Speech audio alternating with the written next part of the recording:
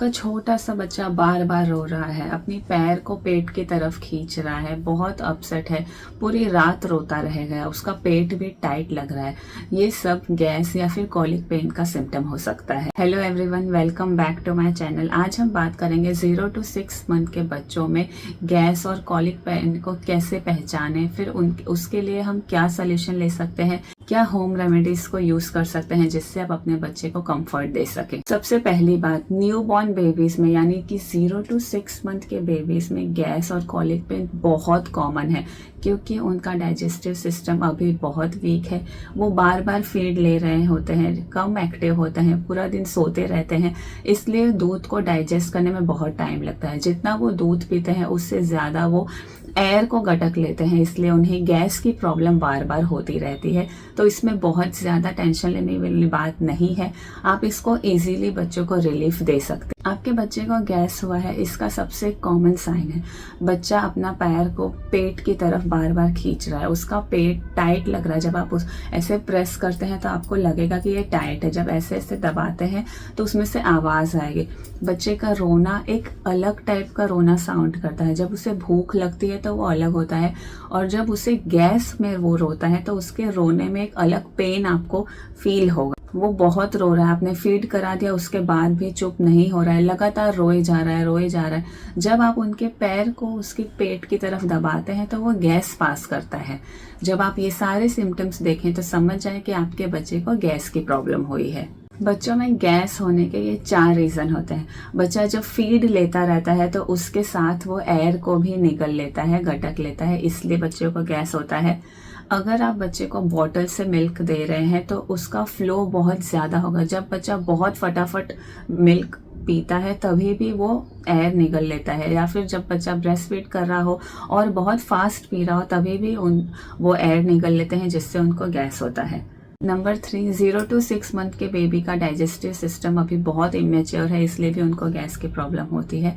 And number 4, जो बहुत ज़रूरी है कि फीडिंग के बाद आपने बच्चे को बर्प नहीं दिलाई, यानी कि डकार नहीं दिलाई। बच्चों को फीडिंग के बाद 5 से 10 मिनट तक ऐसे कंधे पर ले लें या फिर उन्हें अपने हाथों के सहारे बैठा लें और उनके पेट को ऐसे हल्के हाथों से थपथपाते रहें। ज़ोर ज़ोर से मारना नहीं है, बस उन्हें थपथपाना है। जैसे आप उनके पीठ को ऐसे थपथपाएंगे, 5 मिनट, 10 मिनट, 15 मिनट बाद वो एक जोर की डकार देंगे, समझ जाना कि उनका दूध नीचे उतर गया है। फिर बच्चे को गैस की प्रॉब्लम बहुत कम हो जाती है। अगर बच्चे को गैस हो गया तो उन्हें कंफर्ट देने के 5 तरीके हैं। सबसे पहला तो बर्पिंग। आपको हर फीड के बाद बच्चे को बर्प देना ज़रूरी है, उन्हें डकार दिलाना ज़रूरी है। बच्चे को अगर गैस भी हो गया तो उसके बाद भी आप उन्हें ऐसे ले लीजिए और उनको धीरे धीरे से सहलाते रहिए। ऐसे करने से बच्चे का गैस रिलीज होता है। Number 2, bicycle exercise.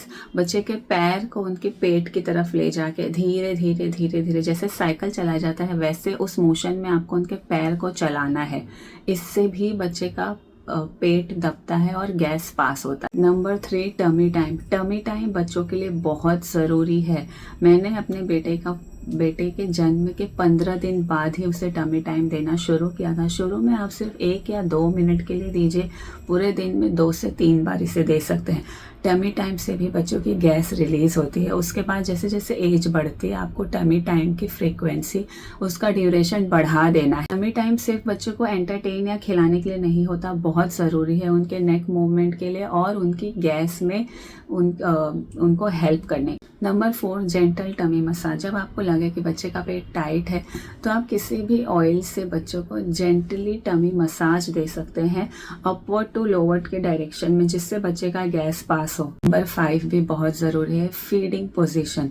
बच्चों को पूरा सीधा लेटा के फीड नहीं कराना है अभी, उससे वो ज़्यादा एयर सॉलो करते हैं, इसलिए बच्चों को अपराइट पोजीशन में ही फीड करवाएं ऐसे, ताकि बच्चे का सर ऊंचा रहे। भले आप ब्रेस्ट फीड करवा रहे हो या बॉटल फीड, उससे बच्चा एयर को कम स्वॉलो करेगा। 5 प्रिवेंशन मेजर आपको हमेशा देखना है। नंबर 1, बच्चे को टमी टाइम ज़रूर दें। हर फीड के बाद बच्चे को बर्प करवाएं। बच्चे को ओवर फीडिंग ना करें। बॉटल का फ्लो हमेशा चेक करते रहें। बच्चे को टमी मसाज और टमी एक्सरसाइज हमेशा करवाते रहिए। क्या अवॉइड करें? बिना डॉक्टर के प्रिस्क्रिप्शन के बच्चे को कोई भी मेडिसिन ना दें। 6 महीने के पहले बच्चे को कुछ भी पिलाना नहीं होता है, ना ही कोई ऐसा घरेलू नुस्खा अपनाएं जो हमारी दादी नानी हमसे कहती थी या हमारे लिए करती थी, वो बच्चे को हार्म कर रहा है। जैसे कि बच्चे को ग्राइप वाटर पिलाना, ये बिल्कुल भी नहीं करना चाहिए। Gripe water is a big no. कोई भी पीडियाट्रिशियन आपको ये बिल्कुल भी सजेस्ट नहीं करेंगे। आपको कुछ टिप्स बताती हूँ जो मैंने अपने दोनों बच्चों के लिए ट्राई किया। ये होम रेमेडीज है पर बहुत इफेक्टिव है। आप हींग का पेस्ट बना के बच्चे के नेवल एरिया यानी नाभि के पास ऐसे सर्कुलर मोशन में लगा सकते हैं। उनके पैर के तलवे पर हींग से मसाज कर सकते हैं, उससे भी बच्चे को गैस में बहुत अच्छा रिलीफ मिलता है। या फिर एक ड्रॉप्स है जो हर डॉक्टर रिकमेंड करता है, कॉलिकेट ड्रॉप्स, वो अपने पास ज़रूर रखिए। कॉलिकेट ड्रॉप्स जो कॉलिक पेन में बच्चों को बहुत हेल्पफुल करती है, वो आप उन्हें 10 to 15 ड्रॉप्स आपके बच्चे के वेट और एज के हिसाब से दे सकते हैं। मुझे पता है जब बच्चे रोते हैं तो हमें भी बहुत तकलीफ होती है और हमें समझ में नहीं आता कैसे उन्हें चुप कराएं। गैस में बच्चों का रोना बहुत ही कॉमन है, उसमें टेंशन लेने वाली बिल्कुल भी बात नहीं होती। स्पेशली जब आप फर्स्ट टाइम मॉम होते हैं तब ज़्यादा टेंशन हो जाती है क्योंकि कुछ समझ में नहीं आता। लेकिन जब हम सही फीडिंग टेक्निक्स को और कुछ ईजी ट्रिक्स को यूज़ करते हैं तो बच्चे का गैस का प्रॉब्लम बहुत हद तक कम हो जाता है। अगर बच्चे के रोने के साथ उसे फीवर हो या कोई और भी सिम्टम हो तब आप डॉक्टर से ज़रूर कंसल्ट करें। मुझे कमेंट में ज़रूर बताइएगा कि आपके बेबी को गैस की सबसे ज़्यादा प्रॉब्लम किस एज में हुई और आप मेरे बताए हुए रेमेडीज़ में से कौन सी रेमेडी को ज़्यादा यूज़ करते हैं। मिलते हैं नेक्स्ट वीडियो में।